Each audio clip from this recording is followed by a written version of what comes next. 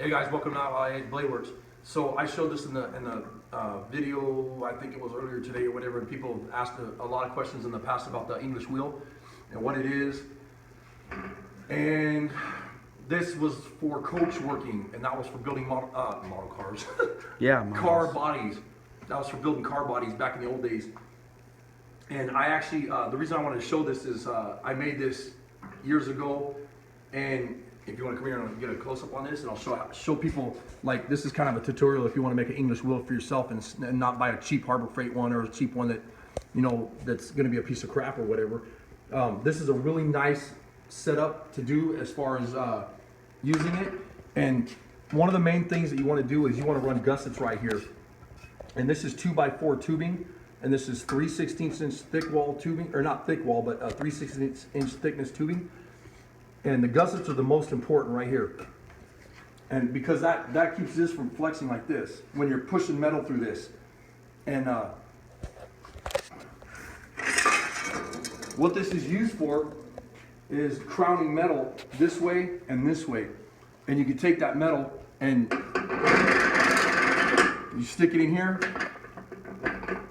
bring it up to where you want it, and you're gonna run this through the wheel. And it works awesome.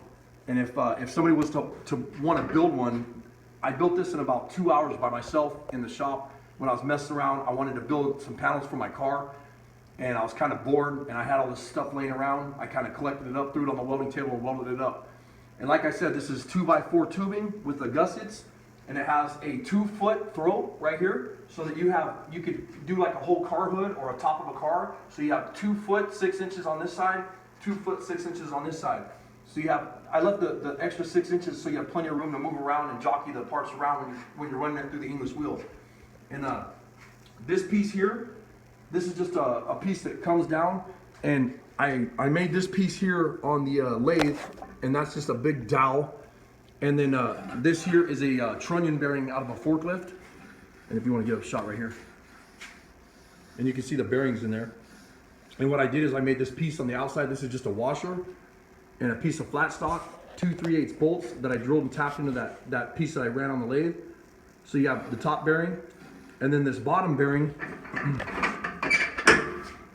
This bottom bearing, I used a pillow block bearing, and I just tore the pillow block apart and grabbed the bearing out of the inside of it, and I built the piece right here, the dowel on the center or the pin. I made that on the lathe, and you can see I made it where you can remove it. This is just sitting in there. These pieces I made, they were made by hand. This right here is a Argo half shaft or axle shaft, and the reason I used it is you need something that's not going to turn back and forth like this. It has to go straight up, straight down, straight up, straight down. So because it had those spines in there, that's what I used for that for the axle from the Argo. And the Argos are those little army tank looking vehicles that you run around in the swamps and stuff with. And this has the Acme bolt inside here, like an all thread, but it's got the Acme threads on it. And then this is just a spacer here. And when you tighten this up, it pushes on that axle right here and pushes it up and pulls it down. And then this gear here is off an old antique piece of machinery. And I figured it would be awesome just because it's old looking, and it's really comfortable and grippy when you have gloves on, so you can hold on to it really good to tighten your wheel up. And anyways, this is used for doing metal fabrication, and it was simple to make. I've seen these things go all the way up to $12,000 if you want to buy one, or Harbor Freight has them for like 300 bucks. They're okay. I've seen reviews on them and stuff. You have to buy them, the ones from Harbor Freight, and then you have to do a bunch of work on them. I didn't want to do that at the time because I just wanted to, at the time I wanted to have one right now, so I went ahead and just built this in a couple hours, and it was a lot of fun. And then my girlfriend's shop is Minnesota Outlaw Customs. So because I'm always doing videos, I figured I'd weld the Outlaw Customs on my English wheel, so it'd give her a little bit of advertisement. And check out her website, it's MN Outlaw Customs. And I appreciate you guys taking the time to watch my videos tonight. Give me a thumbs up if you like the video, and hit the sub button.